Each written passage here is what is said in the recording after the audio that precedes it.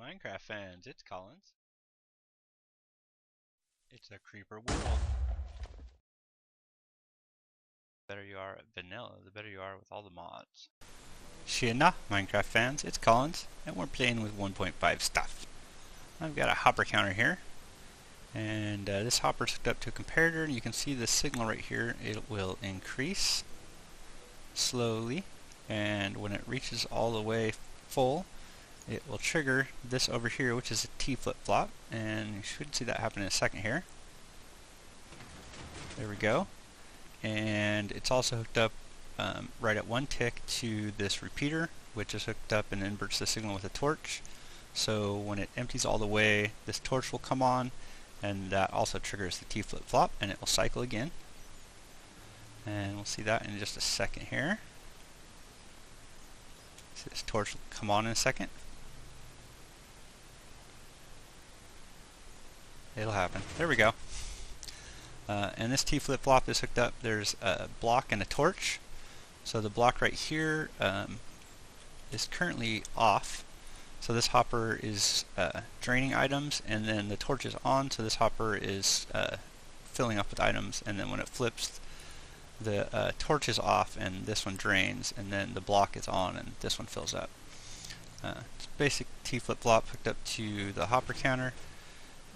And we got ourselves a little counter, and this is hooked up to a mob farm, which is basically it's the same dimensions as my existing mob farm, but I had 3x3 pads with 2 block spacing in between, and I've taken the 4 pads and filled in all the gaps in between and hooked up a water stream. And this water stream idea I came up with from watching Monkeyfarm. He has a video where he does a mob farm, and he uses water streams and uses pressure plates to raise the level of the water so you can get it to flow further. So the design is not really mine, it's a Monkeyfarm design. I just adapted it because this layout here is the same dimensions as the mob tower I built in my survival world. And you can see sometimes spiders kind of get jammed up in here, but eventually they go through. Eventually everything goes through because the bottom layer is water that doesn't toggle back and forth. But you can see it toggles, so right now the top layer is water, and then 2 down is water, and then it'll toggle the bottom layer, and 2 up will become water. So it's a pretty simple design. There's vertical redstone, and the layers come all down, so everything taps off of this redstone torch right here. So right now that redstone torch is off, so this redstone wire is off, and then now the torch is on, so the redstone wire is on, and then that cycles the power to the pistons. There's 4 pistons on each layer, and they basically just hold back water, and then the signal comes around on the bottom layer and then goes up another vertical elevator, because that's more efficient than running redstone at every single level. Running a horizontal redstone at every single level. You just run one horizontal layer of redstone, and then you run vertical elevators up all the sides. So that's my design for an improvement of my existing mob tower, because again it uses the same dimensions. That way I don't have to change the layout that much. And then I stole Monkeyfarm's design, and it's not identical to how Monkeyfarm did his, but I used the same ideas to basically extend the water to get it to flow the way I want to. And this hopper counter I think is something I've seen in Etho's videos.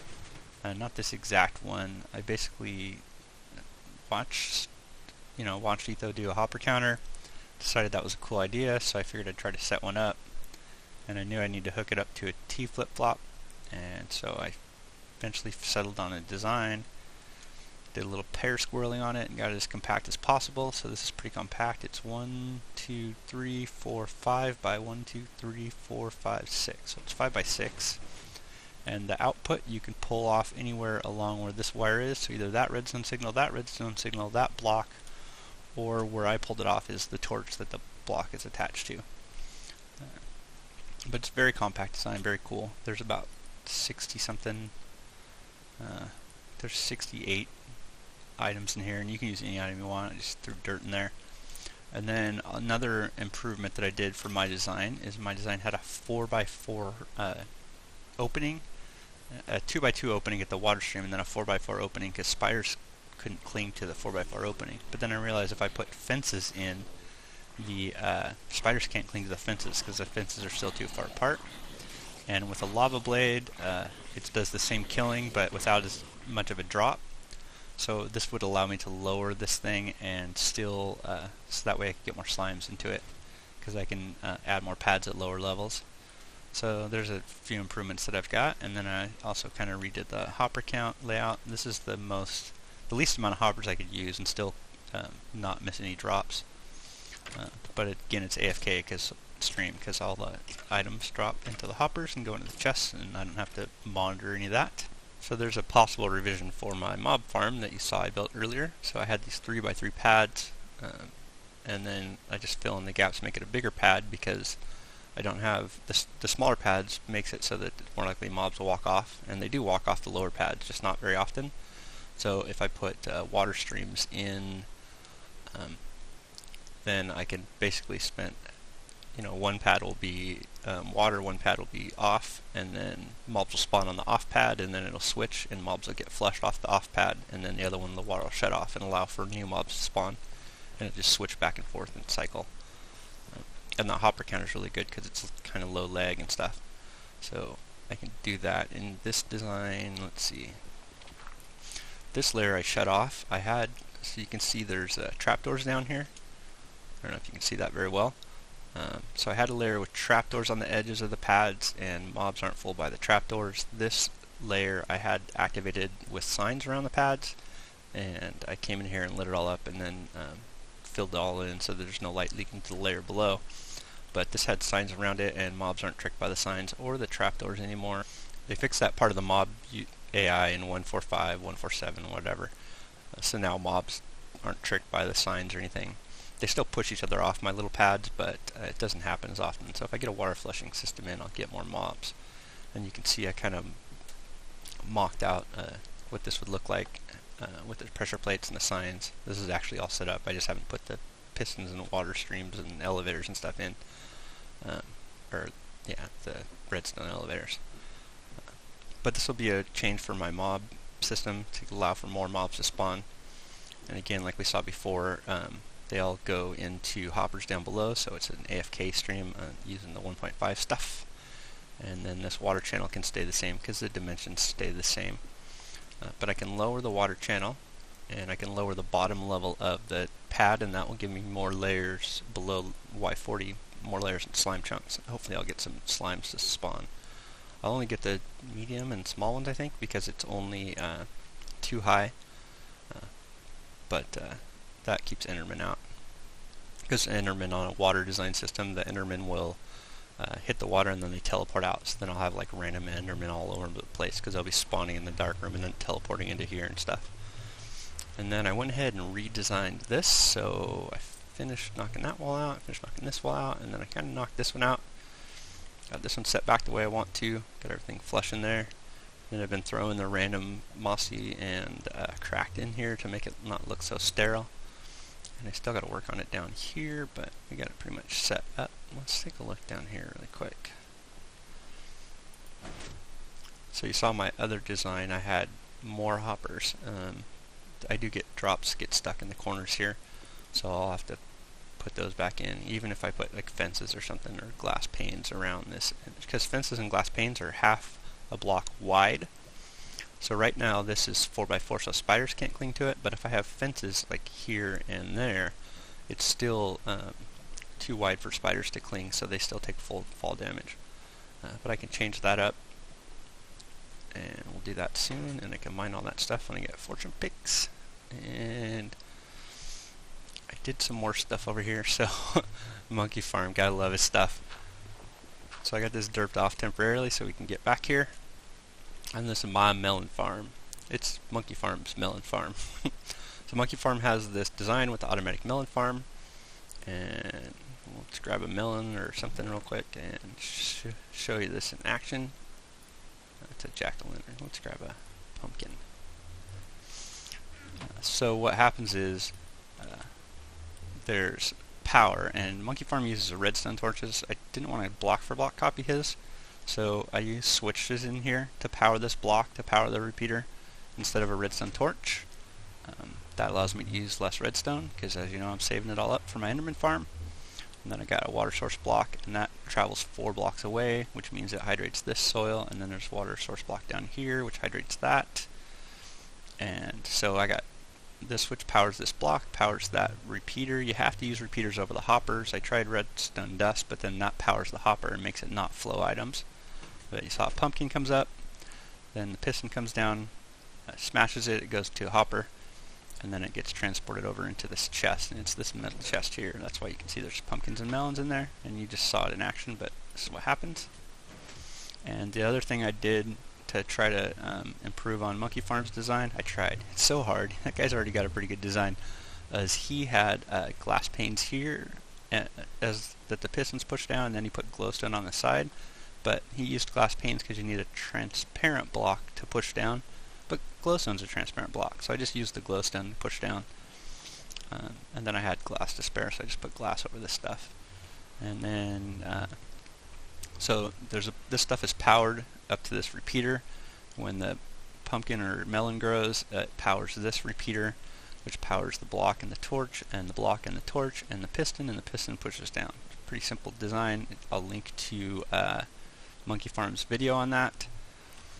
But I wanted to show everybody I have that set up. So now this middle chest here just magically fills up with pumpkins and melons. And I had a few already, so it's not all from the farm itself. And then I got little signs, so pumpkins and melons are there. I had the signs set back so that I could have the axis in the dirt block thing here. And I think we'll just block that off and know that that is where we go. Oops. So yeah, and eventually I have a new idea for water streams for this.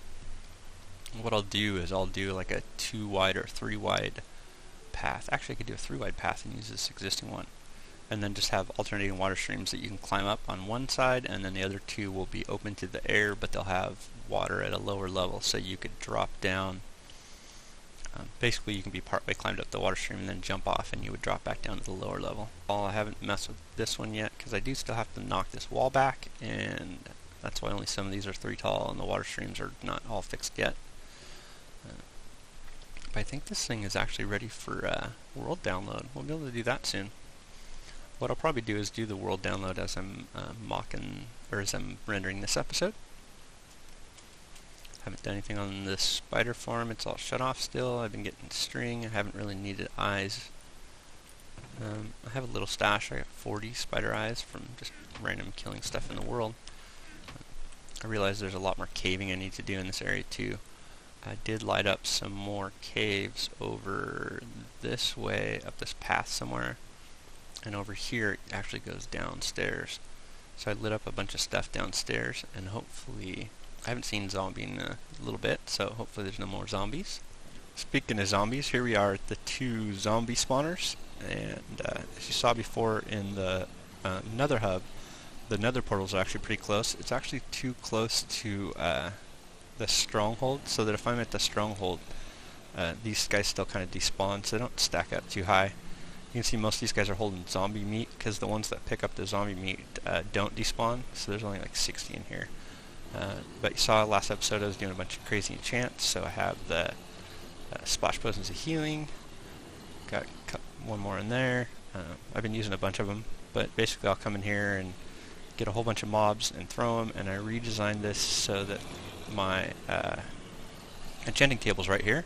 So hopefully after I throw a splash potion I can turn around and grab this real quick and get the enchant station open so that I can throw down level 30 enchantments as soon as I get level 30, and then quickly get another level 30. He's got an enchanted shovel in there. So you can see all these guys are holding zombie meat. They don't despawn if they've picked up an item.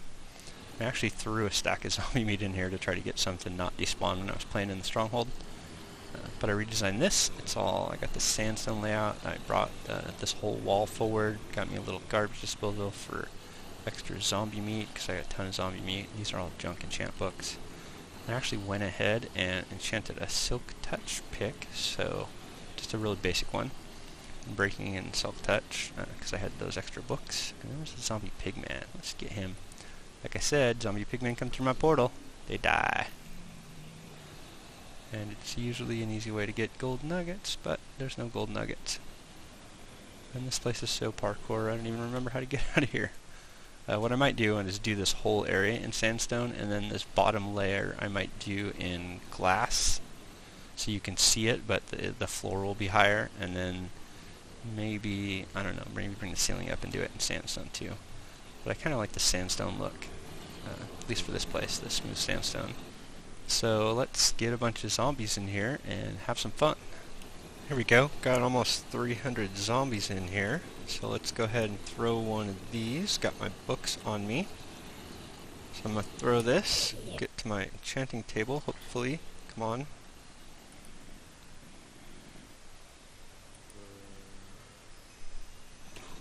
See if I can get to my enchanting table.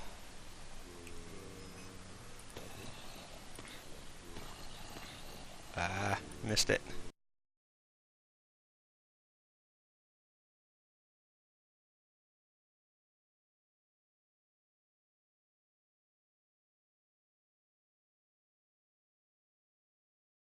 Alright, let's throw a book in here real quick. Get a quick level 30.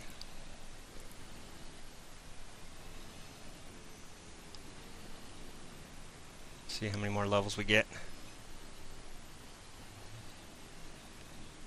I didn't get the enchanting table, so usually I can hit the enchanting table before all the lag starts and get another level 30 out of there, but we got Thorns 2 out of that. So let's grab some books. We left off last episode, we were going to do some enchants, so let's do some enchants. Let's do diamond sword. So we'll make a diamond sword, and we'll do a diamond pick. So I got some of the enchants from last episode and some of the ones from this episode. So we want to go to our anvil, and let's see. As you know, you can enchant the books and then apply a book to the sword. Actually tried to, let's see. So Unbreaking 2 and Unbreaking 2, you're supposed to be able to combine them and get an Unbreaking 3 book in the anvil. I can't seem to get that to work. I'm on the 1.5 release, but it doesn't seem to work. So where's that sharpness 4 book at? So it's better to enchant your weapon. It costs less levels overall if you start off with the highest level enchant you have. So I got sharpness 4, and we'll give this a name because naming it makes further enchants cost less. So let's call this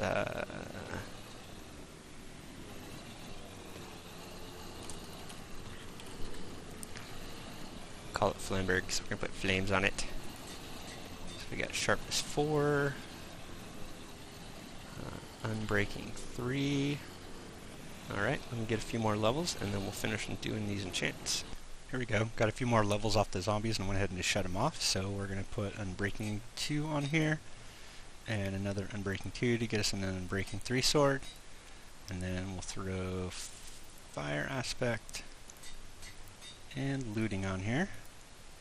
Oh, get some more levels. More levels. Let's finish this sword off with a little bit of looting. And then we'll do a pick. So I wanted Unbreaking. Oh, and I didn't rename it. Let's do this.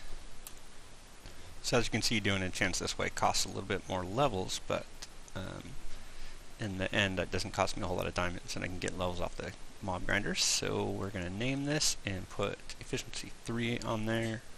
Oh, and I broke my anvil. Alright. Luckily, zombies drop iron. So let's make another anvil. Get a lot of use out of these anvils, but like I said, the iron's pretty easy to come by.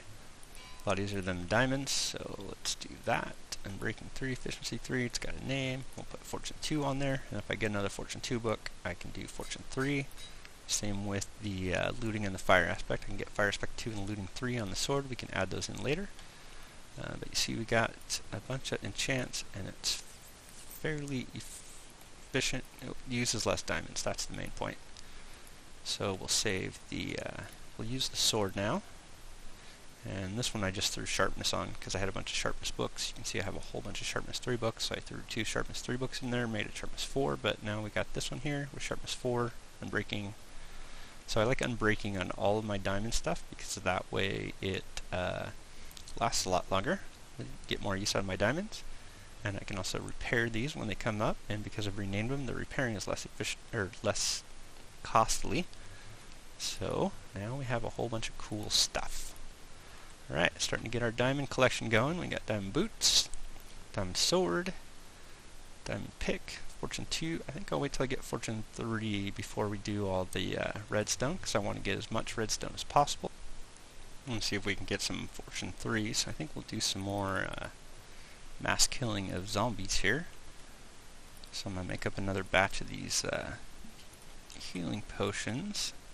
And the melons come from the melon farm now, and the gold nuggets come from all the zombie pigmen that I jumped through. So I get glistering melon, and then a splash potion makes the gunpowder makes a splash potion.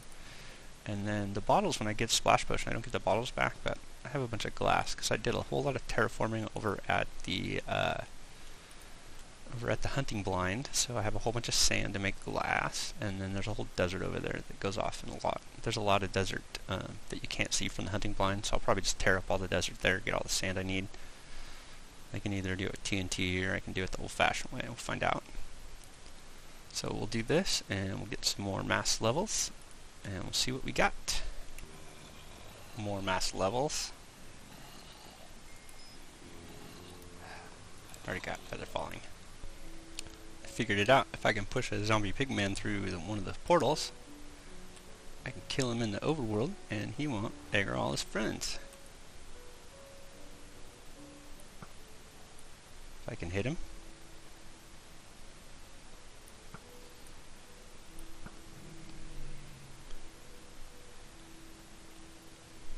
And no gold nugget.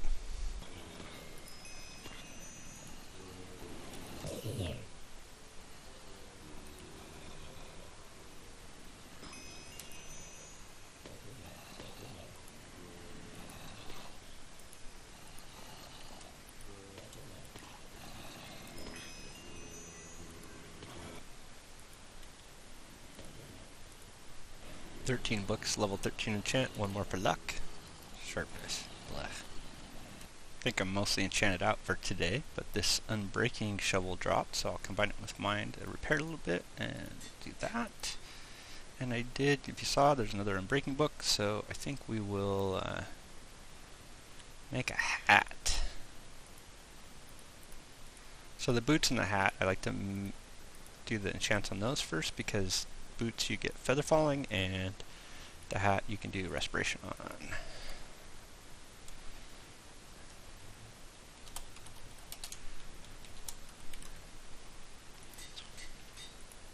So that's protection 3, now it's protection 4, and respiration 3. Let's get some more levels. Gonna finish the hat off with thorns, and then we'll move on to something else. Alright, so now we got a decent hat. And we'll see what else I can do.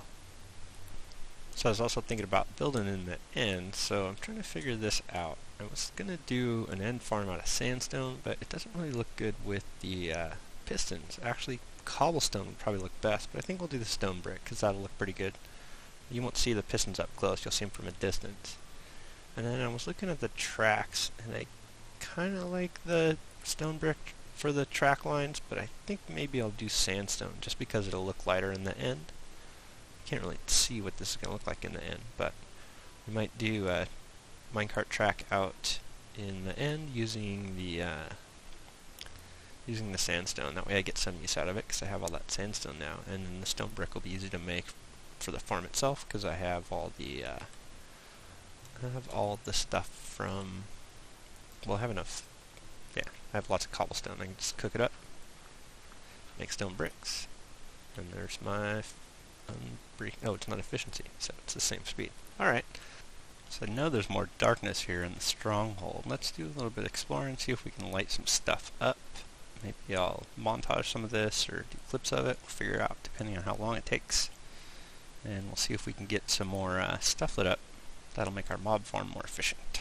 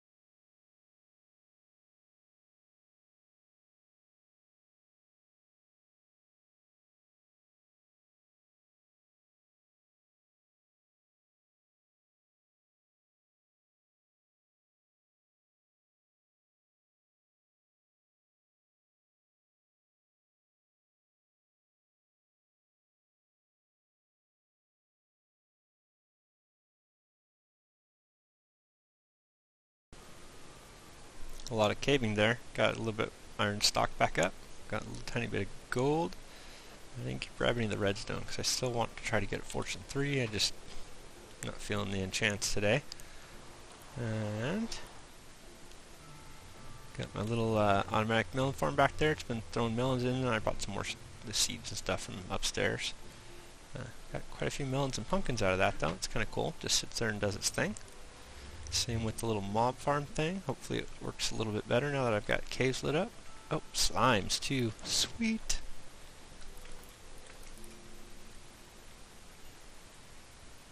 Alright. It's freaky when stuff dies right there. 9 slime balls. Sweet. More bones and arrows like I need them. Oh, 10 slime balls. And a whole bunch of gunpowder. Perfect.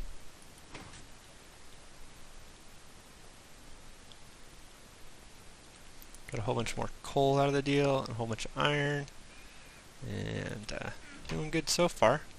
There's a lot more caving footage, but I spent like an hour doing caving.